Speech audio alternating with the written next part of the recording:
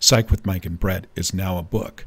Psych with Mike and Brett, A User's Guide to Being Human, is our new book that's available at Kendall Hunt, Barnes & Noble, and on Amazon. Pick up a copy today and leave a review. Also, find us on YouTube and subscribe to the podcast. That really helps us out. Now, it's time for Psych with Mike and Brett. Welcome into the Psych with Mike and Brett library. This is Dr. Michael Mahan. And I'm Brett Newcomb. How do you feel today? I feel good. You feel strong? Yeah, always. Always strong? Always. Yeah.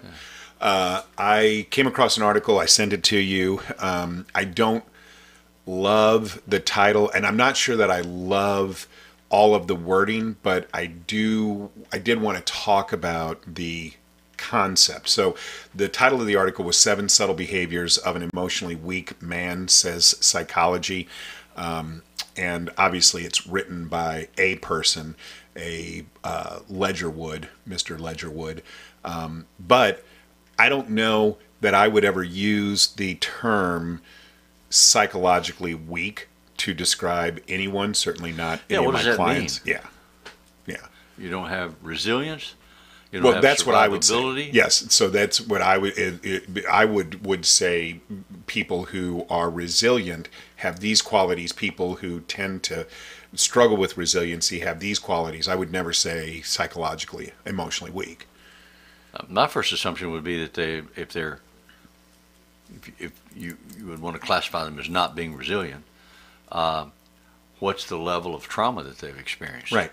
Because to me, that's the definitive concept. How much trauma have you lived through that's impacted your resilience? And are you beaten down by your experience? And trauma has really become the all-encompassing word. So much like inflammation is in medicine, trauma has kind of become that in psychology. So where we now see inflammation medically as the precursor for so many medical conditions, we're seeing trauma as the precursor for so many psychological conditions.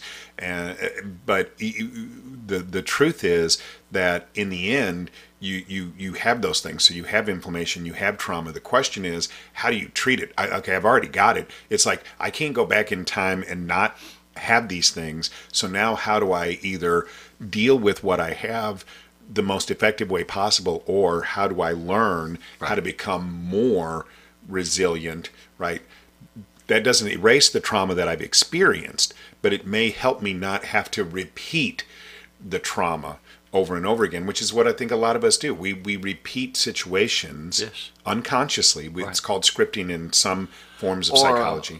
Flight into sickness. Yeah. You come to therapy to learn how to avoid the effect of some of the trauma, and you get taught some new things, and you experiment with those in your life, and you get successful to the point that real change is possible. And you look into the vast unknown, and you turn back to what is known, even if it's miserable, because what is known is preferable to the unknown, because the unknown is so frightening.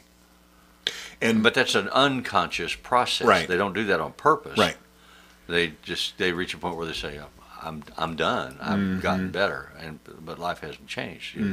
They're still in the same dysfunctional job that they hate, or the dysfunctional marriage that they hate, or living the life of an addict that they hate, or whatever it is that they hate, because being different is too scary. And we both use that language a lot. I say the pain of the known is always preferred to the fear of the unknown. And I believe in that concept 100%. What is it about the known that feels more comfortable than the unknown? If you had to quantify that for a client, what would you say? Experience. Yeah. You've experienced it. You know the limits of it. You know, I learned not to be afraid of my father beating me. There was only so much pain that I could experience, and then I would either pass out or he would quit. So I quit being afraid of it. Not because it didn't hurt anymore, but because I wasn't going to be afraid of it anymore. And what I tell people, the phrase that I use is homeostasis. So biological organisms, biology in general, is based on the concept of homeostasis, meaning being in balance. Yeah. And so the experiences that you know are the ones that are homeostatic for you, even if they're painful, even if the alternative is less painful and less difficult. Homeostasis keeps you locked in the situations that you know, and it can feel incredibly difficult to try and break out of that. Yeah. Yeah, it's like when you come home on a road trip or something, and you're on new roads, and the weather conditions are such that it's a little frightening to drive. But then when you get on the home stretch on roads you're familiar with, even though the weather conditions haven't changed, you tend to relax a little bit because you know these roads, you know what you're going to encounter, and you'll get safely home. It's the same way in life. When I'm trying new behaviors, trying new adventures, trying new situations, when I get back to what is familiar, even if it's not good, I feel more secure. I've never thought about it like that, but that is a really interesting analogy. So even if you could drive on a 5-lane superhighway that was completely smooth, but you'd never been there before, you don't know where the exits are, right. It would be easier to drive on an old cobblestone road and not be able to drive. You knew like the back of your hand? Yeah. I've never thought about it like that, but that makes complete sense. Absolutely. So, would you even say that a person could be? Would you use? Do you think that people are emotionally weak? Is there such a thing? I don't know. I don't know what that even is supposed to mean. Yeah, it's like blah blah ginger to me. Do you know that concept? It's from a Far Side cartoon, and it says what we say to our dog. And it's like sit ginger, speak ginger, beautiful ginger, wonderful ginger, blah. And what our dog actually hears, blah, blah, ginger, blah, blah, it's ginger, Charlie blah, Brown. Blah, ginger. Wah, wah, wah, wah. Yeah. So I think there's a lot of truth to that. And we fall into rote repetitions of things we say. I mean, every family has code words and buzzwords that they use all the time for verbal punctuation. You don't have to explain the whole involved concept. You can say, go into the store, and everybody understands that means you're going to go get a bottle of whiskey and some cigarettes. It doesn't. You don't have to say, I'm going to go get some more whiskey and some cigarettes. Right. I'm going to the store. Yeah. Oh, okay. Yeah. Be back soon. Right. I mean, sometime in the next 3 or 4 days, you'll come home. So if we reframe this concept from the idea of being emotionally weak to being resilient, then there are some things that I think are common in those presentations that the article does talk about that I think are important for people to understand. So the first one is the difficulty with intimacy. So people who have difficulty with resilience can oftentimes find it difficult to enter into intimate relationships successfully. And my feeling is that the reason for that is because if you are not very resilient, if you struggle with resilience, I think you struggle with concepts like trust and honesty. Would you agree with that? I don't know. I haven't thought about it. I'm sitting here wondering what we mean by resilient. Somebody that's psychologically resilient, what the hell does that mean? Life happens. People intrude in your life. People encounter you in your life. I think patterns are more, I think in terms of patterns. What are the patterns of relationships in your life? Because you will find the same person in different bodies throughout your life. You will recreate and reenact the same dance, the same music, the same song. You may say, well, I don't have good memory and I don't remember the lyrics to a song. Well, if the song starts to play and the music is in the background, it comes to you one verse at a time and you can sing along with the song on the radio. Well, relationships happen like that. You go out on the market looking for a relationship, somebody registers, 500 people that you encounter, 12 of them go pop, You're like, well, there are 12 possibles. And you don't even see the other people. Then you find among those 12 possibles the one that's most possible because they most fit the pattern, recognition pattern that you have learned. So then you engage with them.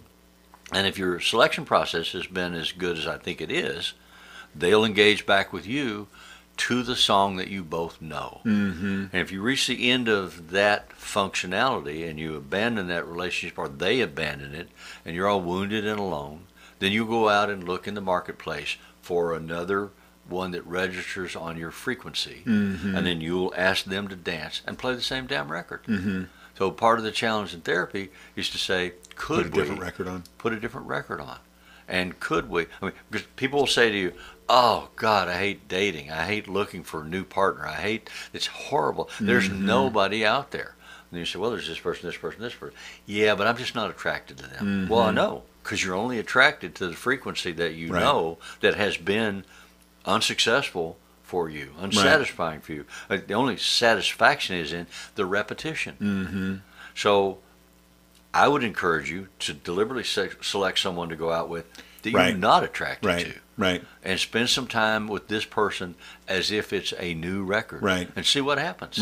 Learn how to do a new record. Then you can say, well, I don't like country music, so I'm going to go get a jazz record. Fine. Try a new piece of music. Dance a new dance with a new person. See what happens. And the challenge in therapy is to break up the repetition of the pattern. First of all, recognize it. Recognize how it plays out in your life. And then successfully attempt to change it. Put another record on. Put another record. Is a Genesis song. If you've never heard it, I would encourage everybody to check it out. Put Another Log on the Fire is a country song. Oh, I've never heard that song. Put another log on the fire, fix me up some bacon and some beans, come and tell me why you're leaving me. No.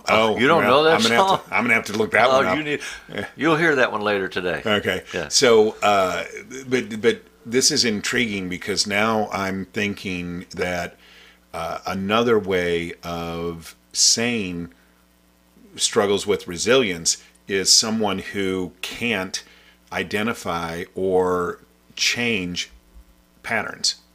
Not can't, won't. Won't, okay. Because I believe they have the power to do that. I teach my clients, you have response ability. You have the ability to try something new, to say something different, to walk in a different pathway. Let's understand what that costs. Let's understand what that looks like. Let's attempt it in a limited, safe way. Right. Gotcha.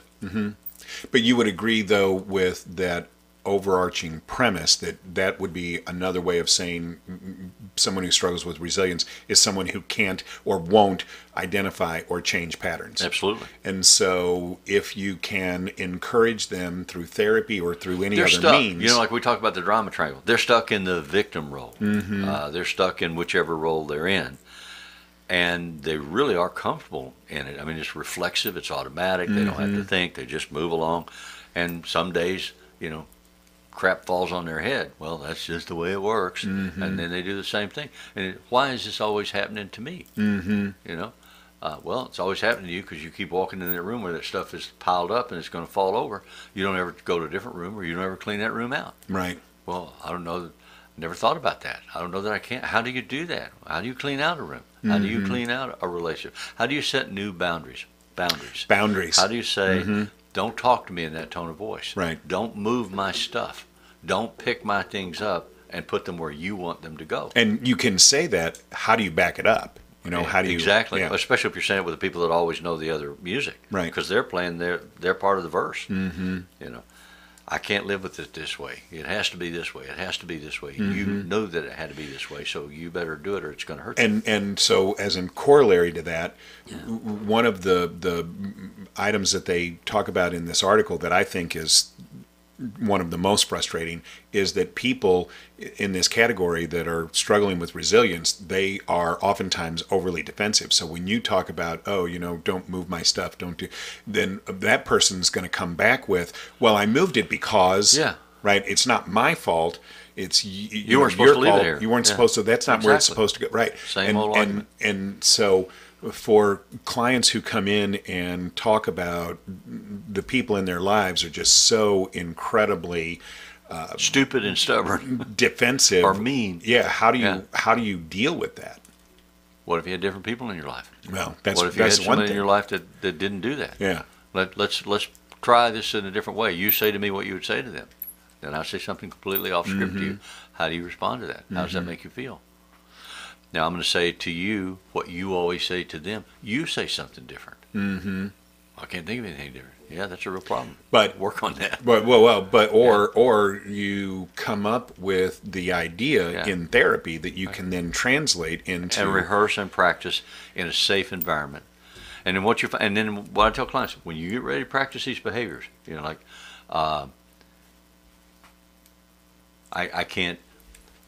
I'm not comfortable in a grocery store line standing next to other people waiting to check out. I get nervous, I get anxious, I get squirrely. So how can we practice that? Well, get a basket and keep at least a basket's difference between you and the person in front of you. Yeah, but then people crowd me from behind. Well, get two baskets. Well, that will look stupid. Who cares? Stand in the midline of the basket. Yeah. So there are ways. Stand in the back of the store until the end of the day when nobody else is in the store, and then go check out after you spent 12 hours there. There are ways. So let's rehearse those ways. Let's conceptualize. Well, you never thought about that. Right. Right. I remember telling a client one time, he said, well, I can't get a basket. That'd be embarrassing. I said, well, you get a little drool come out of your chin, run down on your chin, and let your eyes go crazy and say something like, I'm going to cut me somebody. They'll get away from you. I couldn't do that. I might get arrested. I was going to say, you might be talking to the police if you do that. Yeah, well, okay, well, then you have a conversation with somebody new. Yeah. I mean, I'm not saying this is risk-free. I'm saying it's different. It's not risk-free. You have to take a risk. And, that is an excellent point, and one that I talked about in the book when I talked about sadness and talking about being openly sad in public, but recognizing that that's a risk because people are going to react to that in a certain way, and you have to be prepared for it. If you're not prepared for what the reaction is, then it's irresponsible for a therapist to encourage you to engage in the behavior. In therapy, you practice anticipation and rehearsal. If A, then B. So then what do you do? If B, then C. Right. So what do you do? Right. How do you handle that? Well, and it goes back to what you've always talked about, which is emotional economics. Yeah. Everything's going to have a cost benefit, and we evaluate what the cost benefit is, and then you pick which side you feel like is better for you. And whenever you get exhausted and you need to just go back to the old script because it's comfortable, even if it's miserable, you can. It's always there. It'll never go away. It'll always come back. And it'll be easier to snap back into it than you think. But the problem is it'll be harder to snap back out of it. No, actually, the more you practice it, the faster, cheaper you get back out of it. Well, yes, when you fall back into it. That's probably true. Yes. Well, it's absolutely true. Well, but I'm thinking like if you if I practice saying behavior, no, I'm not going to do this. That I've always said yes because of your emotional forcefulness towards me. If I practice saying no, what I tell my clients is when you're ready to practice out on the periphery of your life. Yeah. So you go practice saying no to somebody that says, excuse me, do you mind if I break in this line here? Yes, don't break in back there. With a stranger. And then as you survive, the world doesn't come to an end, then you practice it closer and closer to the important relationship. And then eventually you get strong enough to try it at home. Yeah. Just a quick kind of aside, that whole idea of practice saying no, just my wife and I went to Palm Springs recently, and we were in the Palm Springs airport, and there was some gal who wanted to butt in the line. We were standing getting coffee. Yeah. And some gal walked in and said, "Oh, do you mind if I go ahead of you? We're all in this long line in the Palm Springs airport to get coffee." Like, why? What? I mean, and she was in no obvious distress. It was just like, I think that this gal was I'm just having like a coffee emergency. Yeah, I'm gonna go to the front of the line, and if somebody doesn't say something to me, I'm just gonna go ahead and get my coffee quicker than everybody else. That's probably been the pattern of her life. Perhaps. But how'd you handle it? I said, "Yeah, no, I'm waiting in line for coffee, man. Get in front of these people back here." Yeah. And then I will be honest, the barista there, it was his first day. Yeah. And he was not good at making coffee. Yeah. So I hope she got bad coffee. No, I don't.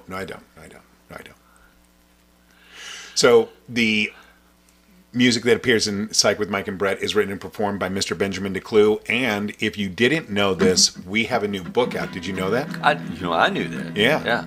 How do you like that book? That's the Imperial Way. Yeah. Yeah. Yeah. I love it. I think it's a great book. I think it's the best psychology book written in 2025. By the two of us, at any rate.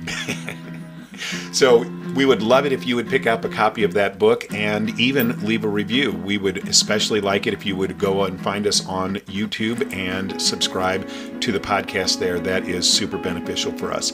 As I had told you before, the music that appears in Psych with Mike and Brett is written and performed by Mr. Benjamin DeClue. And as always, if it's Friday, it's Psych with Mike and Brett.